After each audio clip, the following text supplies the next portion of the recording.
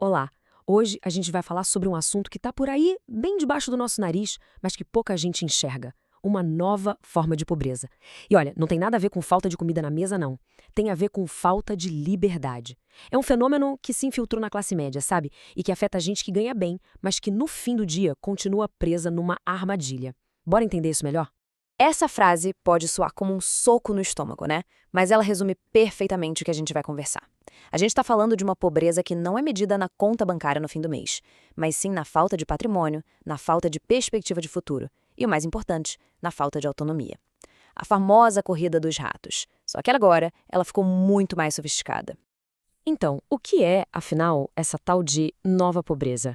É aquela sensação de ralar, trabalhar sem parar e ver o dinheiro simplesmente escorrer pelos dedos, sem construir nada de concreto, sabe? É ter um bom cargo, um bom salário, mas viver sempre a um passo de um desastre financeiro.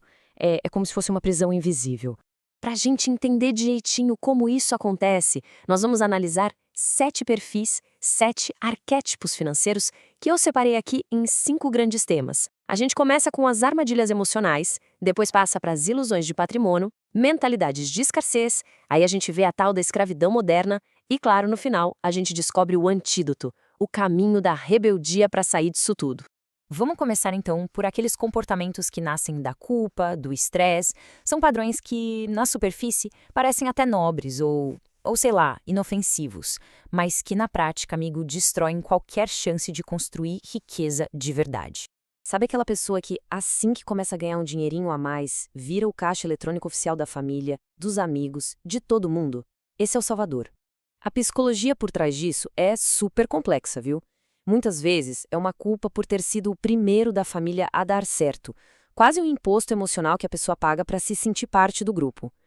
O problema é que ela distribui o patrimônio antes mesmo de conseguir construir o próprio, e acaba criando um ciclo de dependência que, no fim das contas, afoga todo mundo.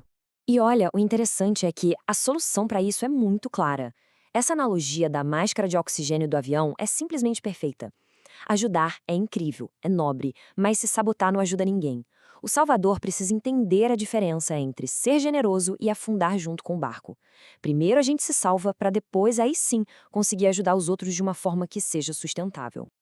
Esse segundo tipo aqui é mais sutil e muito, mas muito comum na nossa cultura de hoje, de estar sempre online, sempre produtivo. Essa pessoa não comete grandes loucuras financeiras. A ruína dela vem em pequenas doses, todos os dias. Depois de um dia super estressante, com aquela pressão toda, o cérebro simplesmente implora por uma recompensa, uma anestesia rápida e barata para aguentar a realidade. É a busca por um alívio imediato. E aqui estão os culpados. Nenhum deles, se a gente olhar sozinho, parece ser um problemão, né? Um lanche aqui, um carro de aplicativo para não andar 3 quadras, uma comprinha online, são as famosas micro-recompensas. O problema é que a pessoa com esse perfil despreza completamente o poder dos pequenos números. Ela pensa, são só R$ 40. Só que esses só R$ 40 por dia se transformam em mais de R$ 14.000 em um ano. É um dinheiro que, se fosse investido, já poderia ser o comecinho da construção da liberdade. Esse arquétipo compra centenas de coisinhas baratas que, somadas, custam o futuro. E a lógica é cruel. Enquanto a pessoa precisa gastar para suportar a própria realidade, ela nunca vai ter dinheiro para conseguir mudar essa realidade. Agora a coisa fica mais profunda. A gente vai entrar numa seara de arquétipos que, no papel, parecem até ricos. São pessoas que têm bens, mas esses bens, na verdade, estão deixando elas mais pobres. O ilusionista é um clássico, principalmente aqui no Brasil, onde o sonho da casa própria é visto como o ápice da segurança financeira. É aquela pessoa que tem imóveis, mas vive contando moeda para pagar as contas do mês. Ela se apega à ideia de ter um patrimônio, a um símbolo de status, mas não percebe que esse patrimônio, na prática, está sugando todo o dinheiro e a liberdade dela. E essa imagem aqui ilustra o ponto central de forma brilhante. É simples. Um ativo de verdade bota dinheiro no seu bolso. Um passivo tira. A casa onde se mora, que só gera despesa de IPTU, condomínio, manutenção e que não gera nenhuma renda, não é um ativo, é um passivo. O ilusionista é refém das próprias posses. Ele trabalha para sustentar os bens, em vez de os bens sustentarem ele. Esse aqui é um fenômeno bem recente, né? Turbinado por essa cultura de influenciadores e de empreendedorismo de palco. A pessoa é seduzida pelo glamour de ser dono do próprio negócio, a suposta liberdade, o status, e abre uma empresa. Só que na prática, ela acaba criando para si mesma um subemprego, com muito mais risco e bem menos segurança. Ela se preocupa com a estética, com o logo, com o feed do Instagram, tudo isso antes de validar o produto e conseguir o primeiro cliente. Ela confunde o palco com os bastidores e acaba trabalhando muito mais para ganhar muito menos. Ok, agora vamos analisar como a própria mentalidade de uma pessoa, mesmo quando ela está tentando economizar, pode ser uma armadilha. São os paradoxos financeiros, onde a tentativa de poupar acaba ironicamente custando muito mais caro. Esse aqui talvez seja o arquétipo mais trágico, porque a intenção da pessoa é boa, mas a execução é péssima. Muitas vezes, essa mentalidade vem de um passado de dificuldade real, onde cada centavo importava de verdade. O problema é que esse software mental nunca é atualizado. A pessoa continua acreditando que economizar é sempre escolher o menor preço na etiqueta, ignorando completamente a qualidade, a durabilidade, os custos de manutenção. E aí a gente entra nesse ciclo vicioso. Compra o eletrodoméstico mais barato da loja e ele quebra em 6 meses. Não faz a manutenção preventiva do carro e o motor funde. Ignora um probleminha de saúde, ele vira um tratamento caríssimo. Essa avareza burra é um dos caminhos mais rápidos e garantidos para a miséria.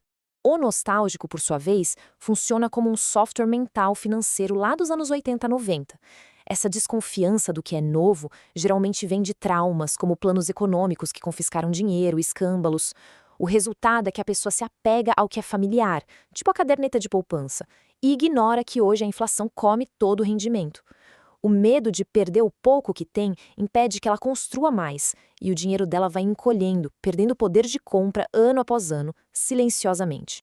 Bom, chegamos ao último arquétipo, e na minha opinião, o mais assustador e moderno de todos. Aqui, a batalha não é mais contra um mau hábito pessoal, mas contra um sistema inteiro, projetado para controlar as nossas decisões. Essa pergunta é o ponto de partida. O sétimo arquétipo, que a gente poderia chamar de pobre biônico, é quase uma extensão da máquina. Os desejos dele não são orgânicos, sabe? Eles foram implantados por um algoritmo. O feed das redes sociais é desenhado para criar uma sensação constante de que algo está faltando na sua vida. A pessoa gasta o que não tem para entrar numa trend que vai durar 2 semanas, compra um produto que ela nem sabia que existia 5 minutos atrás, tudo isso para preencher um vazio que o próprio algoritmo ajudou a criar. Ela basicamente terceirizou as decisões de consumo dela para a inteligência artificial. Ok, depois desse diagnóstico todo, que eu sei que pode ter sido meio pesado, vamos para a parte mais importante, o antídoto. Como é que se sai dessa corrida de ratos 2.0? E aqui tá a melhor notícia de todas. Nenhum desses arquétipos é uma sentença de morte. São padrões de comportamento, baseados em crenças e em decisões. E a grande vantagem disso é que crenças e decisões podem, sim, ser mudadas. O primeiro passo, o mais crucial de todos, é ter consciência de que isso existe. Então, o ponto central é este.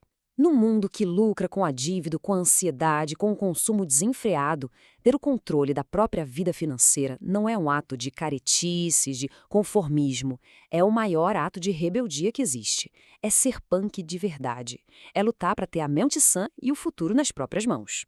Portanto, essa análise toda termina com uma reflexão. Identificar em qual desses padrões a gente talvez se encaixe é o primeiro passo. O segundo é a ação.